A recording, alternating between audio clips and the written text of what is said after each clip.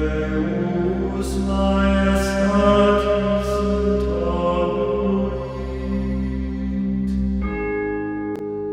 Greetings, everybody. Today on Two Trade School Trads, we have a unique episode on evolution and properly understanding the early chapters of the Bible in Genesis. My name is Jack. And I'm Alan, and we would like to welcome back to the show Dr. Robert Sungenis. Why don't you introduce yourself, Doctor? Well, I'm Dr. Robert Sungenis. I've been at this now for 50 years, actually. So that'll give you a hint to how old I am. But I've loved every minute of it. And I guess the science part of the Bible intrigued me from early on because I was into science as a kid. I used to have my own laboratory. My dad built me and used to make all kinds of chemical compounds and blew up some stuff. I can make my own gunpowder. It's actually very simple. You make gunpowder, and it was a lot of fun. But at any rate, just tells you what kind of upbringing I had. My father was a doctor. He was into science himself, and so he taught me everything he knew. And so I started out pretty young. And I was a physics major in college for a while, but then I fell in love with God. Not that I didn't know who he was before, but I was like a nominal Catholic family that I grew up in. And, but I came to know God personally when I was 19, and it just changed my life dramatically, and it's never been the same since. So, I studied the Bible. I studied theology, all that has to do with that. I was a Protestant for a while, and then I came back to the Catholic Church. So theology and science was basically, that's what I did. So evolution just happens to, overlap with both of those areas. And so I began to say, I went to the early debates in 1975 when I was in college against, what's his name? Fish. Was it Fish or Gish? Dwayne Gish was the first guy out there on the debate. That's when they started to debate the evolutionists around that time. Just written the book, The Noachic Flood, in 65. And so that turned the tide for everybody, because that was basically the first time that Protestants or Catholics got into debate, defending the Bible from science. Before then, it was just exegesis, interpretations, and all that. But so that really made it exciting, and that's where I cut my teeth on all this stuff way back then, 50 years ago. So, and I've been building it ever since. I've written several books on the topics, and we can talk about those later. But that's where I started, and that's how I got here. Right, and you have a new film series coming out on creation and the firmament, correct? Yeah, it's called How the World Was Made in 6 Days. And as a matter of fact, as you speak, I just got the final copy of the third day, because we've already done day 1 and day 2. And we had to make a few corrections on day 3 and pronunciations and all that stuff. And we got all that done. So that thing's ready to go. So we should see that out in DVD. We'll see it on links in about a week or so. Sweet. So that's day 3. Day 4 is already written. And so the producer has to make that one now. And that's, they're very well done. Quality-wise, it's just like you're going into a Hollywood movie screen and watch. That's how good my producer is. And he actually outdid himself on this one. This was especially good on day 3. And so, yeah, that's we do have that. One of the only Catholic institutions to make a film on creation, taking a literal point of view. So not symbolic. I watched day 1 and 2 here a couple of weeks ago, and I was very intrigued because what you present in these 2 films anyway is very contrary to what everybody else is taught and what everybody else thinks about Yeah. Genesis and how we're supposed to interpret like the first 2 chapters of the Bible. Well, Yeah. why don't you just explain a little bit like the common narrative and then what it gets right and wrong, and then kind of Sure. make your argument. Yeah, and it's very simple, actually. You have to decide as the reader, as the audience of the Genesis text, how you're going to read it, how you're going to understand it. Are you going to take it as, open face, literal, not trying to hide anything, just plain speech? Is that the way you're going to take it? Like you would read a book, any other book, non-fictional book. Fiction, you have a whole other category, but most people don't read it that way. They don't read it as nonfiction. They read it as fiction. Like they're reading, Alice in Wonderland, Tom Sawyer, They come to the text saying, this is not real. Okay. And so everything they gather in is going to be interpreted from that framework. So you have to make the decision right from the get-go. What kind of literature is this? Now, the problem they have in interpreting it at face value, literally, is that you have the earth being made first. Okay? God made the heavens and the earth was without, so it goes to describe the earth. So the earth is there, the first thing. And then the light comes. Now, what light is this? It says, let there be light. Very famous phrase from Genesis 1. Where did this thing come from? Why is it there? Is it the sun? Or is it another light? I mean, what's going on? You have this light, and then 3 days later, on the 4th day, you have God makes the sun and the stars. So we know the sun and the stars are different than the light of the first day. So as an exegete, Catholic, Protestant, Hindu, I don't care who you are, you have to make a decision. Is this just the way of the text saying that the light was really the sun? And somehow the sun was already there on the first day and then became more visible on the 4th day? Is that what they mean by the sun came and the stars came? Or are these 2 separate objects? The light first for 3 days, somehow that gets dissipated, and then the sun and the stars come, which are completely different than the light, which raises the question, okay, well, if that's the case, then why do we have the light for 3 days? Doesn't that seem a little bit like, I don't know, overly dramatic? It's like, why can't you just make the sun the first day? What's the deal? What's going on here? So that makes you start to think about, okay, the author is telling me there's a separate light for a reason. And then you have to go in and dig out the text to see, okay, what is the reason? And what we find is the reason is the sun can never do the job that the light has to do for the first 3 days. The sun's too small, okay? And the sun is specifically made smaller because everything's been prepared for it for 3 days to take over its job that doesn't require that much light. It just requires the sun's light, you see. So that makes you go back and look at the light and say, okay, so if this is a much bigger job, what is that job? Well, the first verse says, the earth was without form and void, and darkness was upon the face of the deep. Now, if you know your Hebrew, the word deep there is used many times in the Old Testament for water. It's water, okay?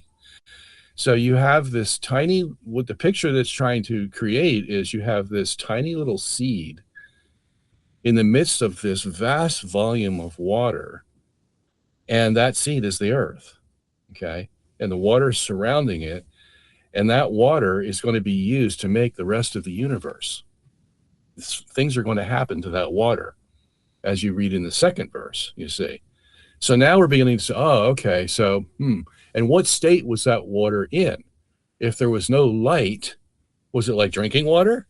Or was it what we would expect, if you know your chemistry, it's ice. Because ice with no heat is not going to be liquid.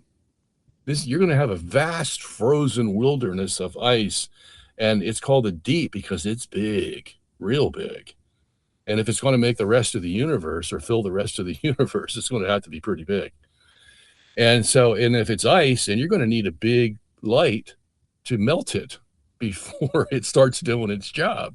Because by the time you get to day 3, actually we should say day 2, you've got liquid water. These are the waters above and the waters below, they're called. So you got moving water now. Well, where did that moving water come from? If it was frozen on the first day, well, the light has to melt it, and it starts, if in the liquid state, it's going to act differently than it is in the frozen state, of course. And it's going to be able to spread out. And many times we read in the Bible where God stretched out the heavens. 12 times that statement is made in the Old Testament. So we know that and the heavens has to be the water, because if you look at the verse, it's the only two things that are there are the earth and the water, the deep. That's it. And the biblical definition of heaven is anything that's above the earth. See, that's why the Bible keeps saying the heavens and the earth, heavens and the earth. Why? Because there's only two places. There's the earth and anything above it, you see. And so the water is this heavens, and that's why today the universe is filled with water. I don't know if you guys keep up with the science at all, but it's filled with water. And every place in the stars, the planets, between the galaxies, there's water everywhere, and especially hydrogen, which we can get into later, where that comes from. 90% of the universe is made of hydrogen. Okay, so where did that come from? Well, it just so happens that water is made up of hydrogen and oxygen.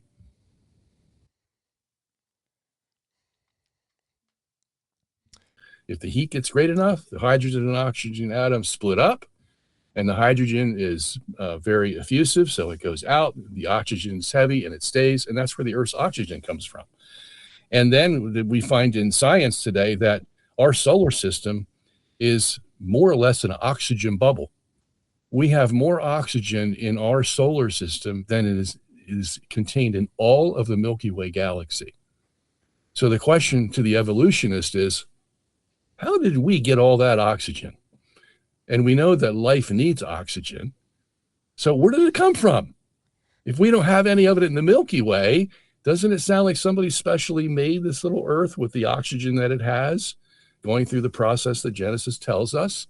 Yeah, it does sound that way, doesn't it? But of course, they're not going to accept that. That's all, Bible talk. We don't want any of that. Even if you give them backup science information, some things they won't listen to you. Let me tell you a little joke first before we go on. This fits well. I'll tell you two stories from two prominent evolutionists. One is Stephen Gould. Do you remember who he is? He's the master paleontologist from Harvard who died in 1998. And he was the leader. He was the leading evolutionist in the world. Okay, so this guy's no joke. He was talking about the debates that he had with the creationists. And as I said before to you, those debates started around 1975 or so with Dwayne Gish and all those people. And Stephen Gould was in some of those debates trying to represent the evolutionists. And he said to his colleagues, we've debated these creationists hundreds of times in the last years or so, and we lost every one of them. And then his conclusion was, we've got to stop debating these creationists. Really? Yeah. Those are his exact words. And then there's the second one I was going to tell you about is Richard Lewontin from MIT, a genetic evolutionist. And he said, look, we know our theories don't work. We know we just put them together and hopefully, something will come out of it. But we know it's, it just doesn't work. And he says, but look, we're materialists. Okay. We start from a presupposition that says there's no magic out there. There's no divine, working. It's all chemicals. And it depends on how you put those chemicals together, you see, and shake them up, shake and bake, and hopefully you get something that looks like life. He goes, we know it doesn't work. But look, we're materialists and we can't let a divine foot in the door. Okay. So, Wow, you don't hear that in the narrative very much. no, you're not. You see, they're going to hide those, but you read enough and you see them. And every once in a while, you'll get an honest evolutionist who knows that his theories are bunk, but he just has to keep preaching them because the alternative is to kiss the feet of the Pope. And who wants to do that? You know, or say that the Bible is the word of God, you know, and we should obey every word. Who wants to say that?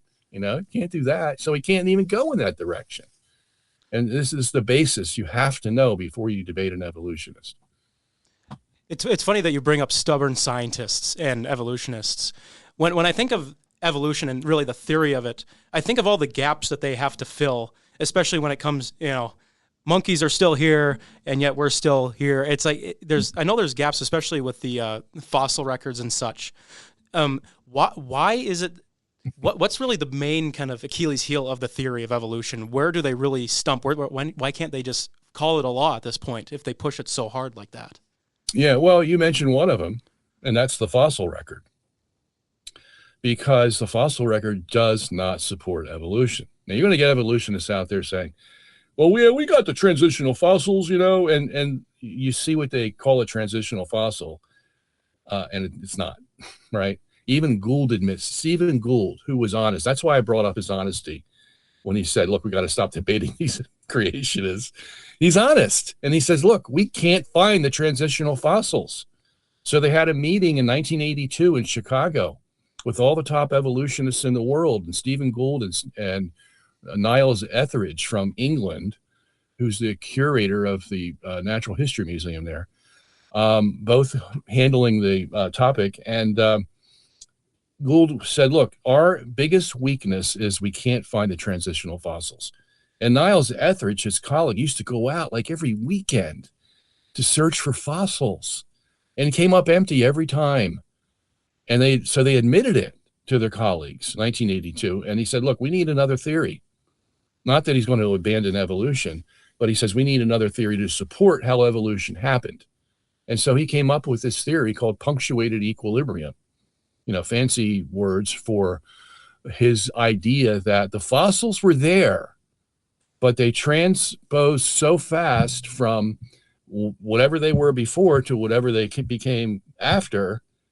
They transposed so fast that they left no record. Isn't that directly contradictory of the transition? Isn't that directly contradictory to how evolutionists pose it? It's slow, just advancements, but now it's every once in a while, suddenly it just goes rapidly fast and we can't prove it. There's just some hiccup in the record and all of a sudden, oh, new species. Yeah. It's amazing a grown man, mature grown man, can actually say something like that and not think it's just absurd. But that's all they had. So you can see how deep this materialism is. They won't even let them think logically. And then when you think of how a fossil is made, you have a layer of strata. And so there's a animal there, whatever it is, reptile, whatever it is, it's dead. And the theory is that the organic material of the animal will deteriorate, but there's an impression of it made in the rock. And that's what the fossil is. It's not the animal itself. It's just the impression. So it's a picture in a rock. And they say, well, we can date the rock and then we can tell how old the fossil was that was there. You say, yeah, that's easier said than done. But how is that going to happen? The only way that animal is going to make an impression is if there's pressure on it to make an impression. But look, they're the guys that are telling us that the next strata comes 1 million years later.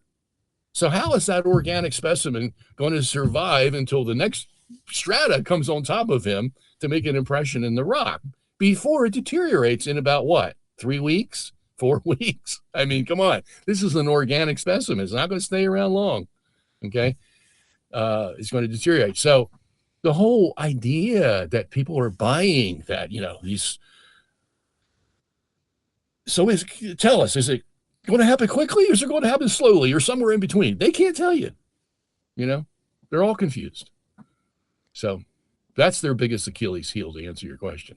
So while we were talking a little bit about the fossil record, how much of the fossil record, like, can we believe? Because there's a lot of people, I think, and maybe myself included, that like it seems really convincing that it just happened over millions of years, and we had millions of years ago we had dinosaurs, and they evolved all the way to like modern reptiles or birds, and then we had like small mammals that slowly evolved all the way. Like,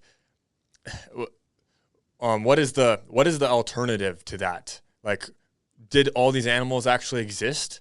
And if so, like, how does this actually fit together with like a non-evolutionary argument? I'm not sure I know what you're asking, but let me answer it in what I think would be good, and then see if that catches up with you. Um, all the fossils that are found are admittedly found, the evolutionists say, in one period of time, because they believe that the Earth is 4.5 billion years old. No fossils being made in the 4 billion, 3 billion, 2 billion, 1 billion. The only fossils that appear at the age of 570 million years, and then for about 25 million years. And then there's no fossils. Okay. In 4 million, 3 million, 2 million, 1 million, there's no fossils. It's all in this one little period here. And they call that the Cambrian period. Okay. Now, I mean, think about it. If this is a natural process, fossilization, then why are they only here in this little stretch of period? And so they're only there in what, 5% of the whole time they give that the Earth is here? How can that happen? So that's another strike against them.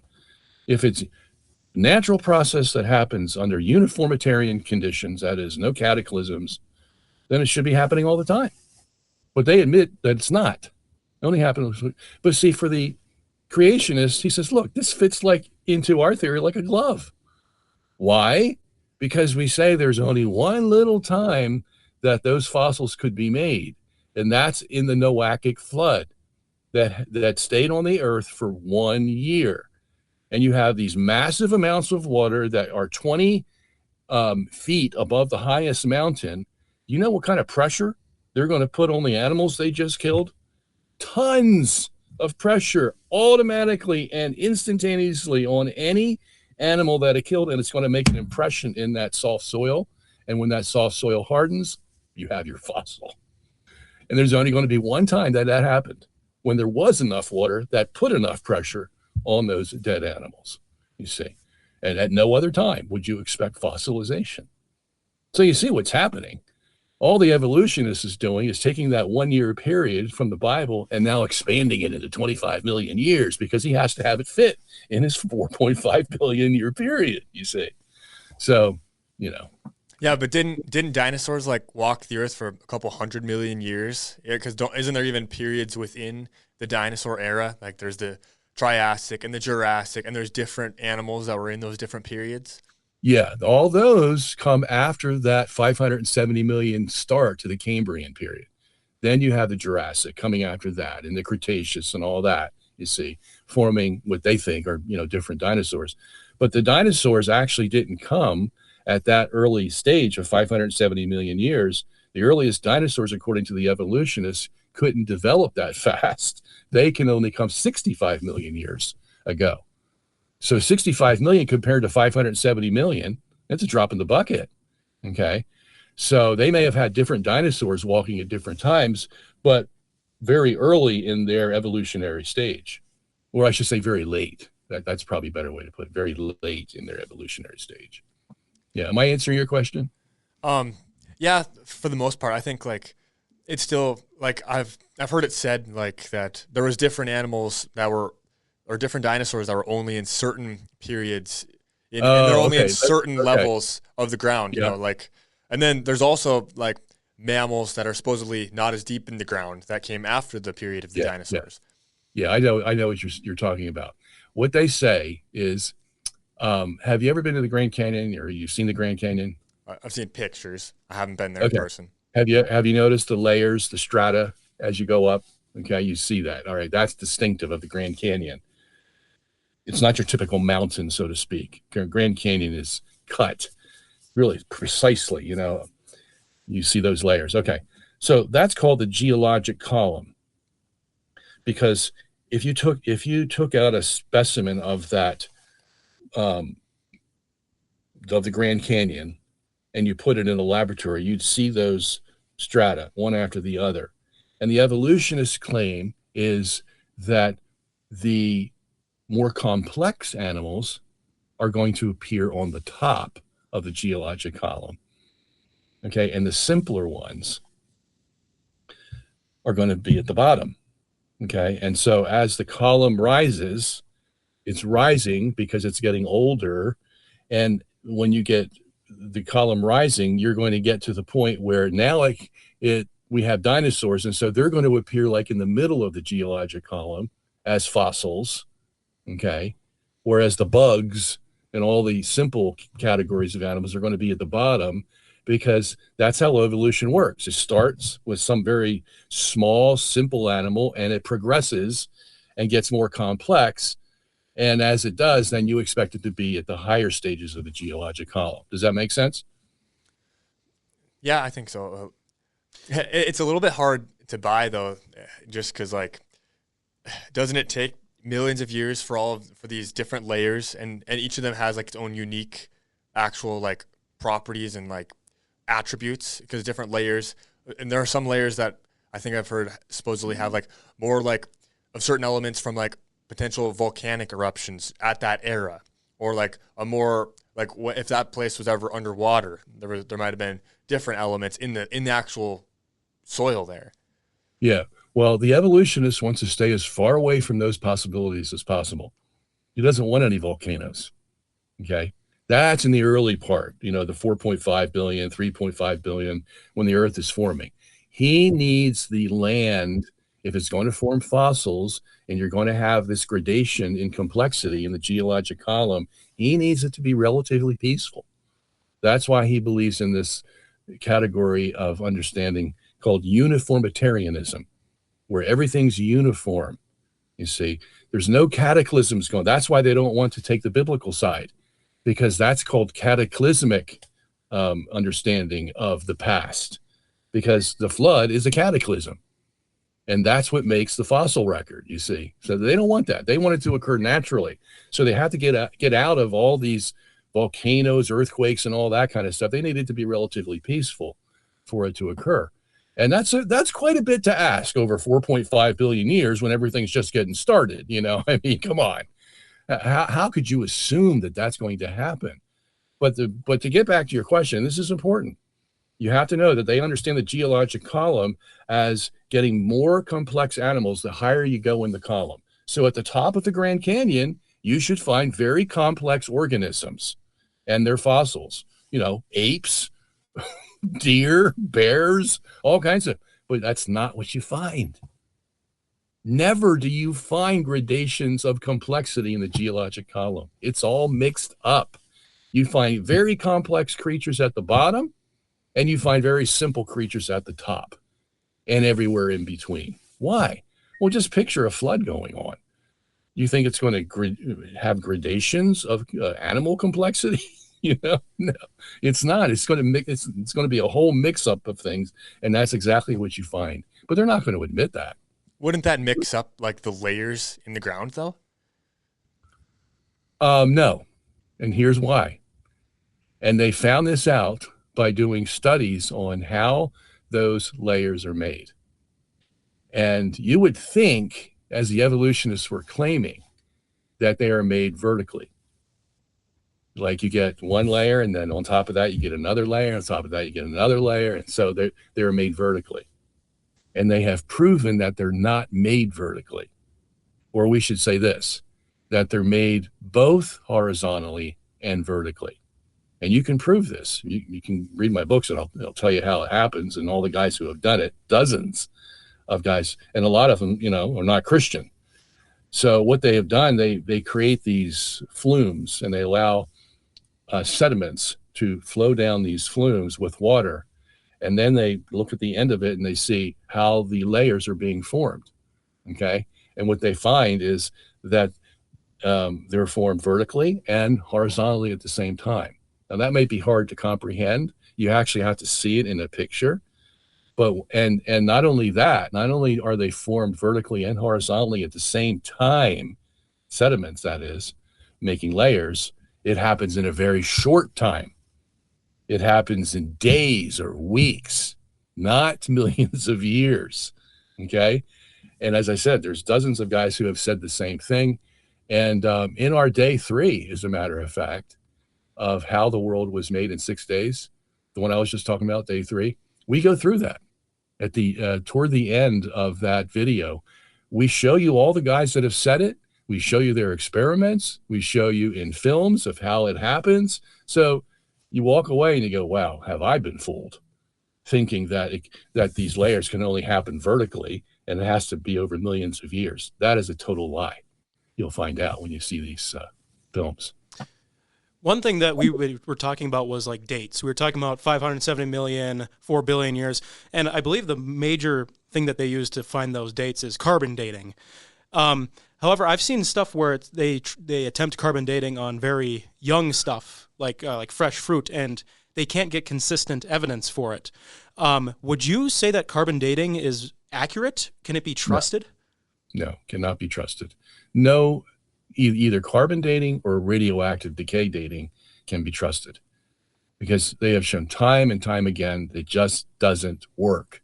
Okay, the theory behind it sounds good, but the theory makes so many assumptions before it actually calculates what the actual age is that you can't trust it.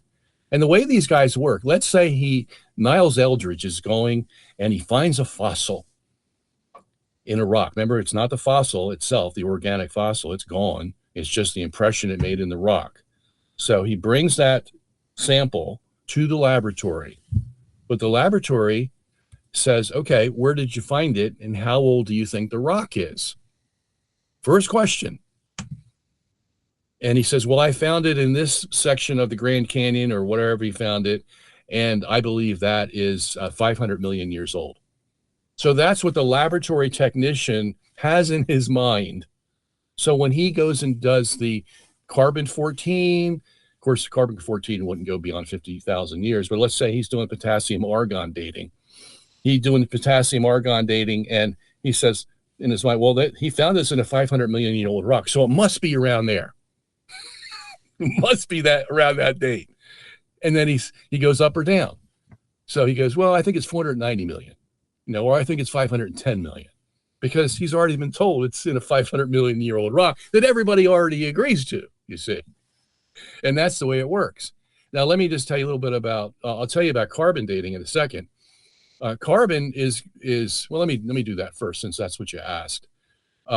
Carbon breaks down into nitrogen and nitrogen 14 from carbon 14. So each specimen of carbon has a certain amount of normal carbon 12, which is the stable element. Okay, that's the pencils and the diamonds and all that. And then there's a little bit of carbon 14 that eventually breaks down to nitrogen 14. And so we know the rate at which the carbon 14 decays from the carbon 12. It has a half-life of 5,500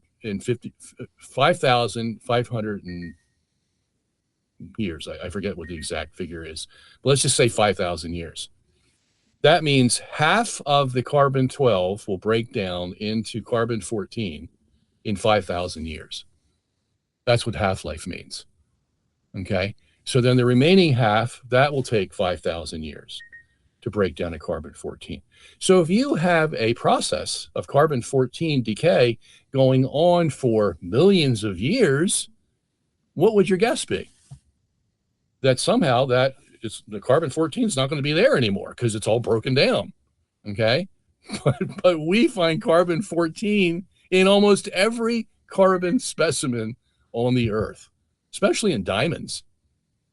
There shouldn't be any more carbon 14 in diamonds because they've had that long for the carbon 12 to decay, but it's there in abundance.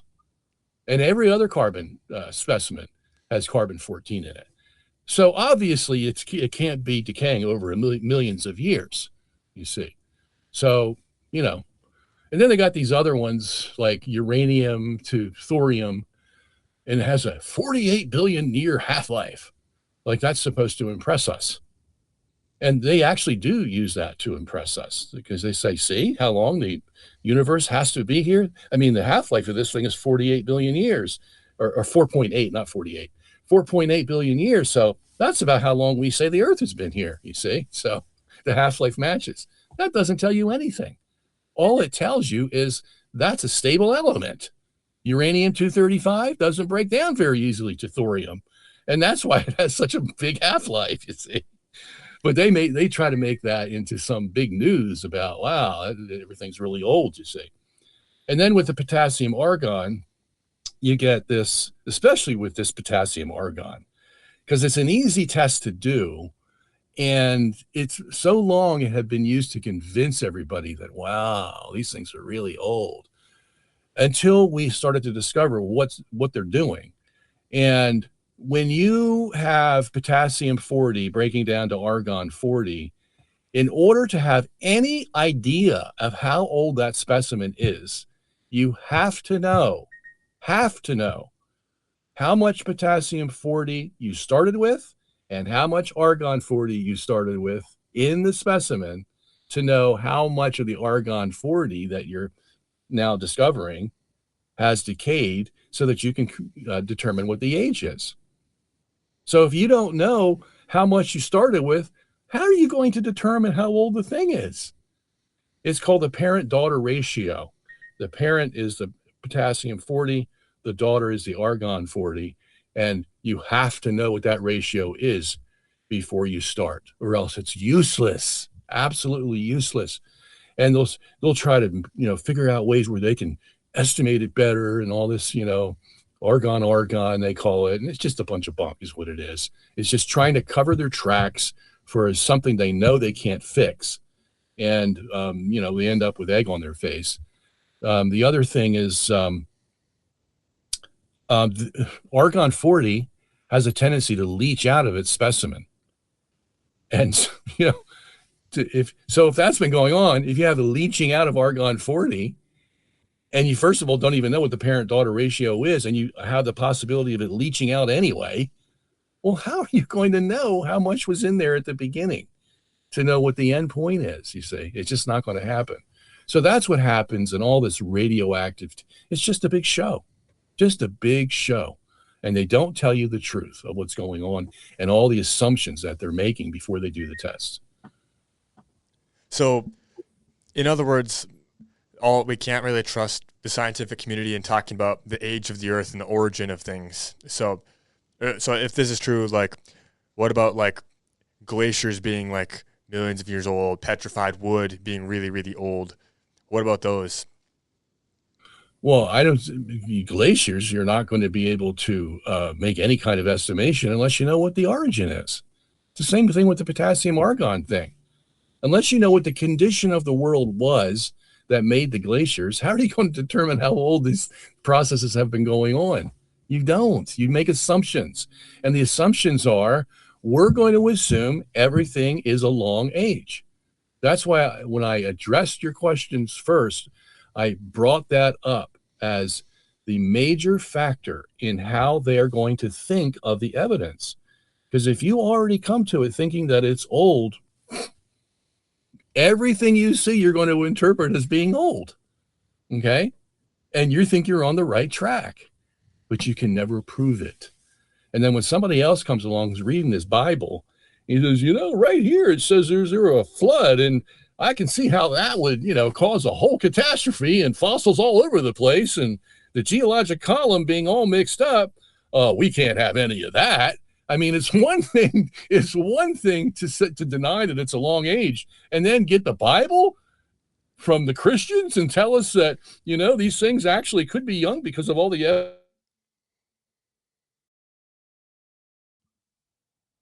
go from there. You just keep preaching the same gospel. Some will catch on. And there's been people that have caught on because they have seen the impossibility. I've seen scientists PhD scientists in evolution, I've seen them just finally realize, let's stop playing this game and give the other side a chance to explain things. Not often, but it does happen. And that's what keeps you going. So what is the origin of evolution and like Darwin? And I want to talk a little bit too, like how has the church made a stand on this, if it has? Yeah. Well, the Catholic Church today, I know, what are you guys Catholic or Yeah. what are you? Okay. That's right. Traditionalist. Yeah. I'm sorry. Before, let's say up until the 1900s, we didn't have much of a problem.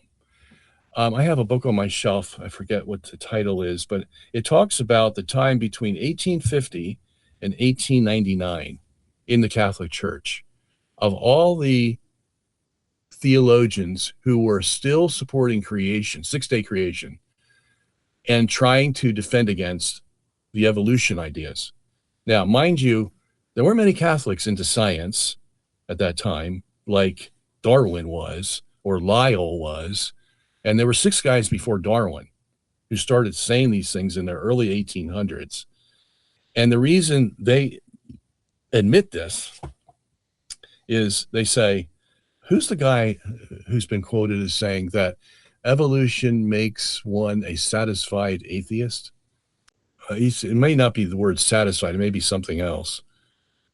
But that's what they're looking for, you see. It's one thing to be an atheist and then try to explain where everything came from. But if you have evolution that gives some semblance of rationality, where you could say A made B and B made C and C made D, and think yourself that that's some logical scientific sequence, without any proof, of course, but it really sounds good, because we do find that in life, don't we? A makes B and B makes C, C makes D. And so if somebody put that to a biological process to explain where it all came from, hey, I'm satisfied with that. I mean, I may not know how it all works, how A does go to B. Who cares? We have this idea that A goes to B, B goes to C. I'm satisfied with that. Don't ask any more questions. That's a satisfied atheist, you see. So, once you can lull the conscience to sleep, huh? Yeah, that's exact. So they can sleep at night, and I can see how that would do so. But then you get guys like Richard Lewontin, I told you, from MIT, who says, look, we know it doesn't work. I can't explain how A goes to B or B goes to C, but I'm a materialist. I don't believe in God, so I'm not going to let a divine foot in the door. Don't bother me. And that's basically the attitude these guys have. Leave me alone. As a matter of fact, Stephen Gould, he's the guy who invented the, NOMA, non-overlapping magisteriums. That was his idea to get through this controversy. We have our magisterium, that's in science. The Catholic Church has her magisterium, that's for theology, and they're non-overlapping, you see. NOMA, non-overlapping magisterial, I forget what the A is, but that's his solution to the problem. Leave us alone, we'll leave you alone, okay? And that's pretty much where it's been for a long time, because you have stalwarts in the Catholic Church like Pius XII, who on the one hand said, okay, you guys, you're intrigued by evolution and all these highfalutin different ways to interpret the Bible now in the Old Testament, the documentary hypothesis and, all that kind of stuff. You want to go check it out? Okay, you can go check it out. But nobody is going to say, this is true.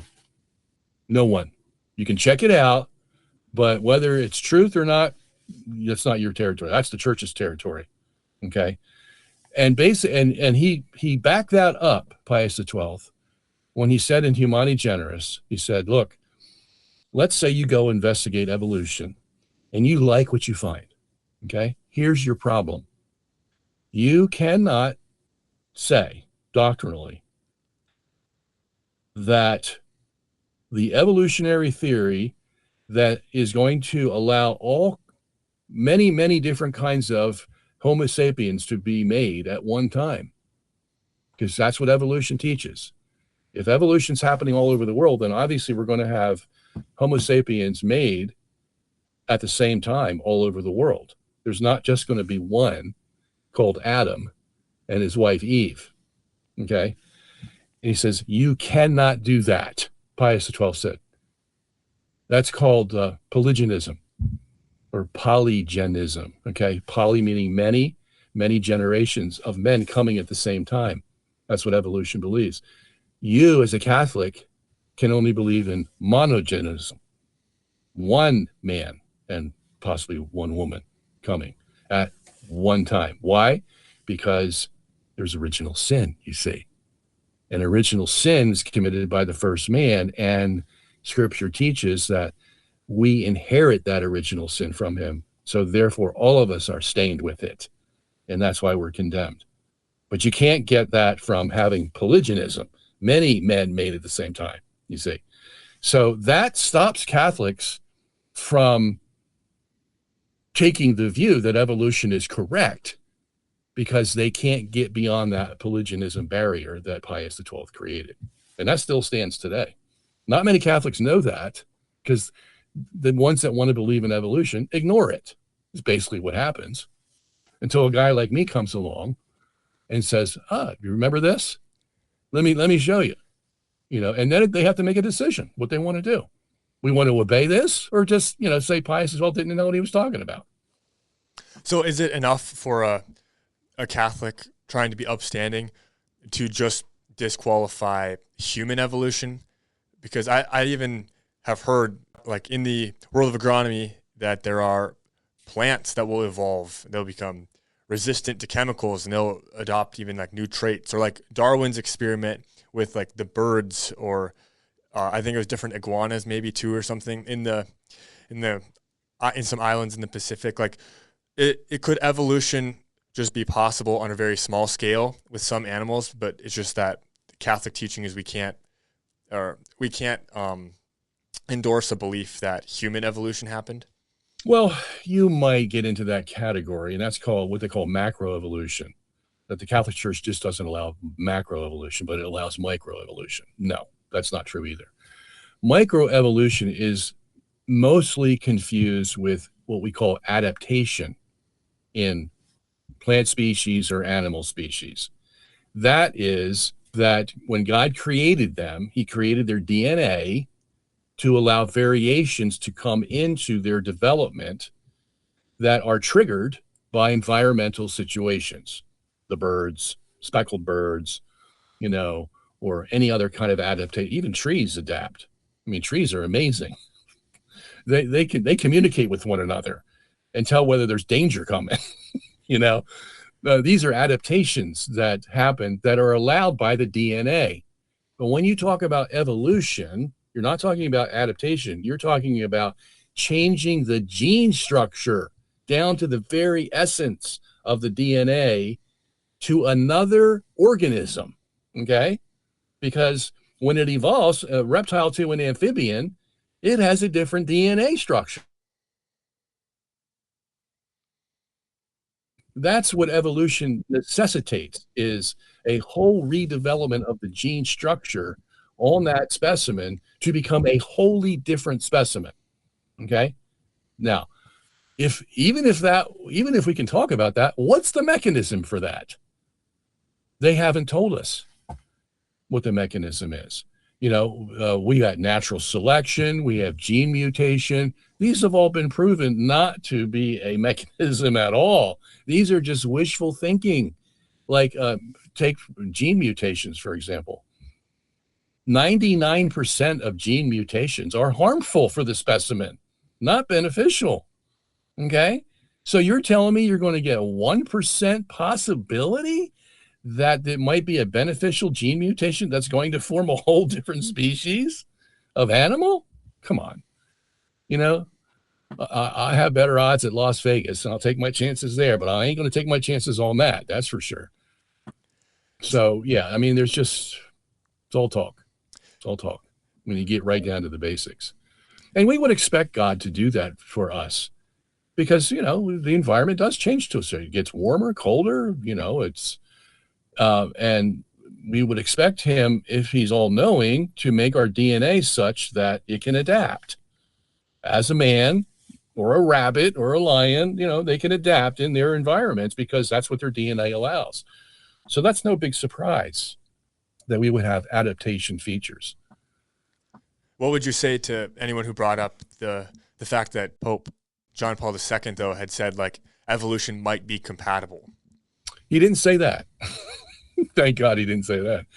He said evolution is more than a hypothesis. Well, of course it is. It's called the evolutionary theory. And a theory is the next advancement from a hypothesis. You see, a hypothesis is just something you think, well, maybe this is going on, I don't know. And then you figure, okay, well, let me add a few thoughts, and then you have a theory. This is my theory of how this happened. First, you have a hypothesis that it did happen, and then you have a theory. Well, that's what evolutionary theory is. It's just a theory. So he didn't say it's going from theory to fact. He didn't say that. He just said it's going from hypothesis to theory. Okay, that's fine. On all these issues, the popes are usually told what they're to say. Okay, now they might have a predisposition to it, and John Paul II certainly did, but he didn't know the science. No pope really knows the science. But I'll tell you this, the Pontifical Academy of Science has 100 members, and every one of them are evolutionists. Yeah. And they won't allow a creationist in the door. They won't allow him to have a foot in the door, literally, because there's never been a creationist that's allowed to sit in the same chairs with the Pontifical Academy of Science evolutionists. Never. That's crazy. So that tells you what the bias is. Yeah.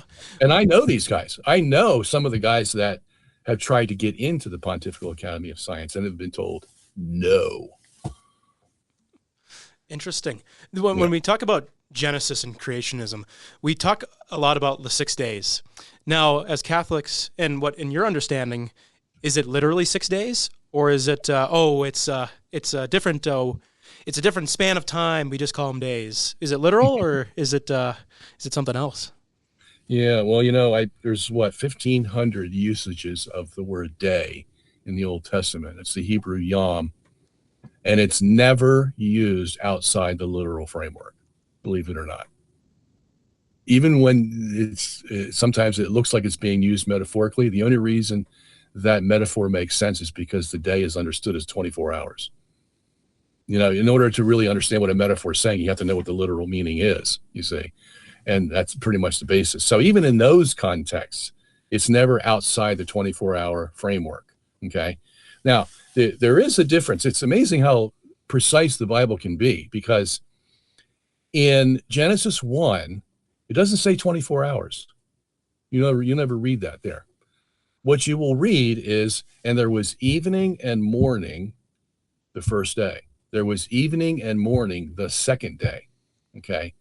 So why is that? Why doesn't? Well, the Bible never uses the phrase 24 hours. Not once. That's amazing when you think about it. The closest it comes to is what? John 7:12, where Jesus says, do you not know that there are 12 hours in the day? Okay, that's the closest the Bible comes to saying there's 24 hours. And one of the reasons for that is because a day can be defined in two ways. It can be defined as a 24-hour solar day, the time it takes for the sun to go from one meridian point all the way around to the same meridian point. It takes exactly 24 hours. No seconds less, no seconds more. But the stars, to go around the same meridian point, it takes 23 hours, 56 minutes, and 4.09 seconds, down to the second, tenth of a second, okay? So you got two different times for a day. You got the solar day and the stellar day, okay? And the Bible uses both of those, okay? So that may be one reason why it doesn't define the day as 24 hours, because we also have a stellar day to take into consideration.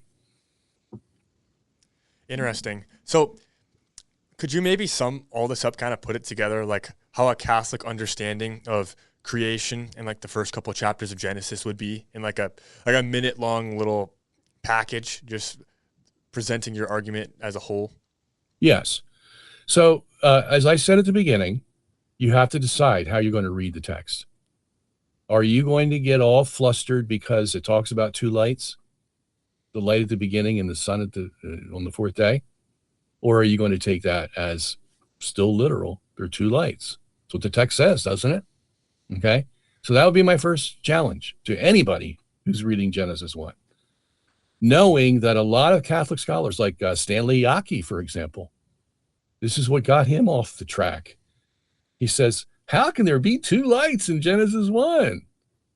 The light that came first has to be the sun. Has to be. Okay, well, see, now you're dictating what the text has to say. You're not obeying the text. So my first thing is, look at what the text says. I don't care about your opinion. I want to see what you say the text says. First thing. So what is the first thing that the text says? In the beginning, God created the heavens and the earth.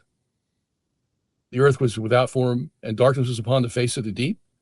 And then God said, and the Spirit of God moved over the waters. And God said, let there be light. So that's what happened.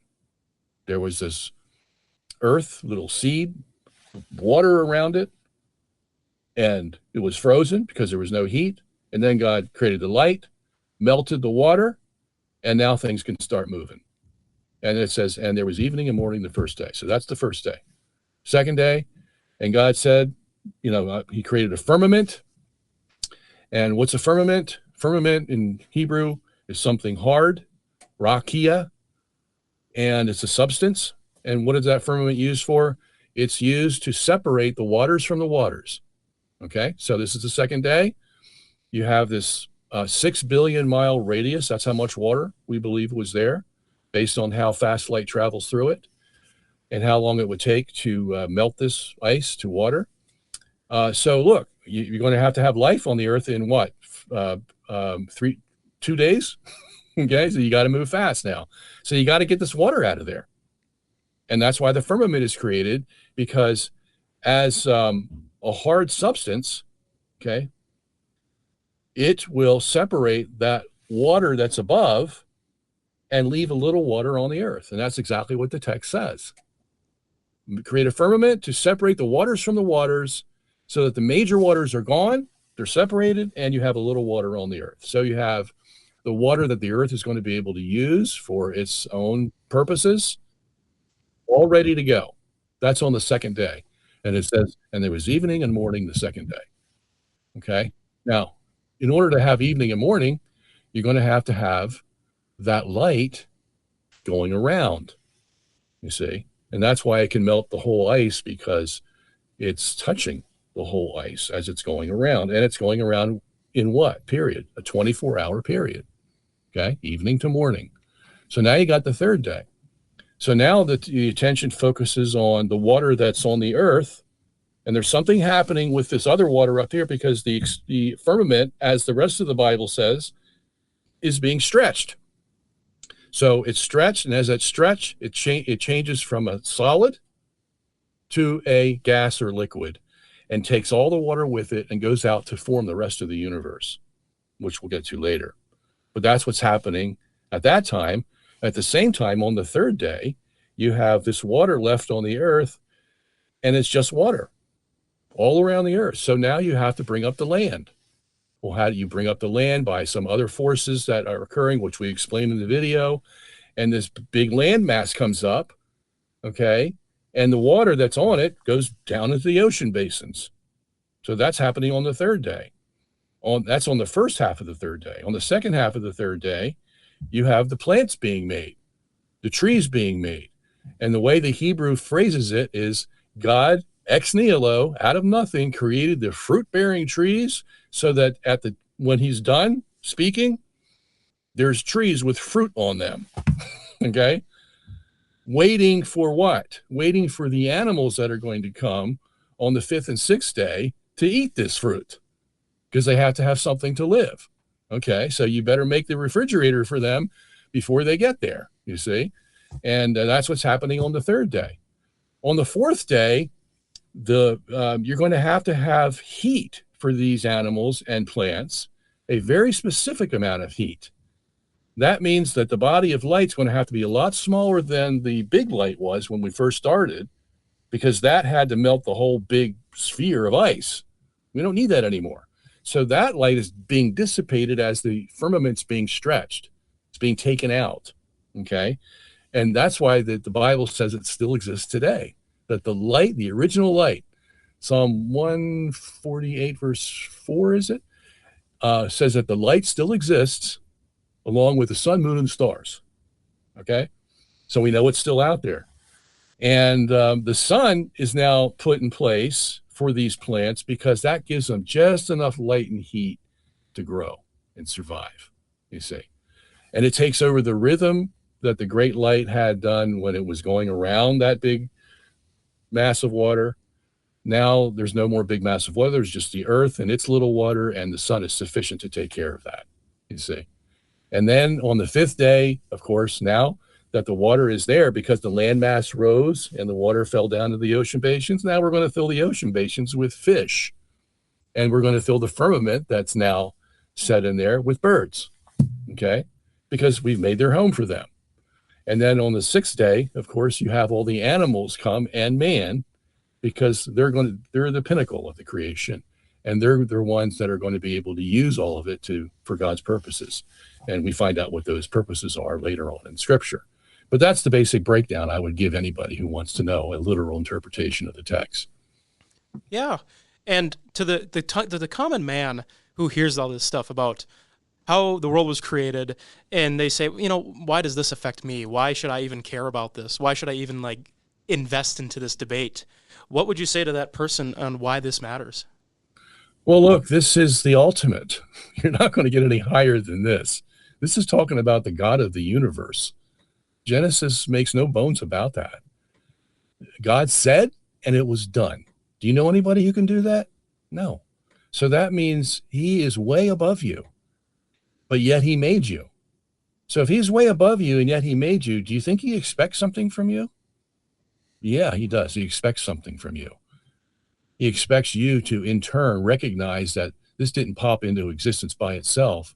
It was made by a personal God who's going to demand worship, thanks, love, all kinds of things he's going to demand from you. You're not here in a vacuum. You're here because somebody put you here, and somebody put you here for a purpose. He showed you how he made it all so that you can live in it out of nothing by his miraculous power. That should be enough for you to say, yeah, he's greater than I am, and that's all I need to know. I'm ready to worship, and take the rest of what he says. Excellently said. Dr. Sungenis, thank you again for coming on and discussing this with us. For those who are listening and would like to find more from you, where can they find your stuff? Well, they can go to our website, which is robertsungenis.com, robertsungenis.com or .org. And we have lots of material on this topic and many other topics that they can dig into. Yeah, thank you again for coming on. And, my pleasure. Jack, I think that'll do it for this one. Yeah, thank you again very much, Dr. Sungenis, for coming on. And this has been another episode of Two Trade School Trads. And until next time, Ave Ave. Christus Rex.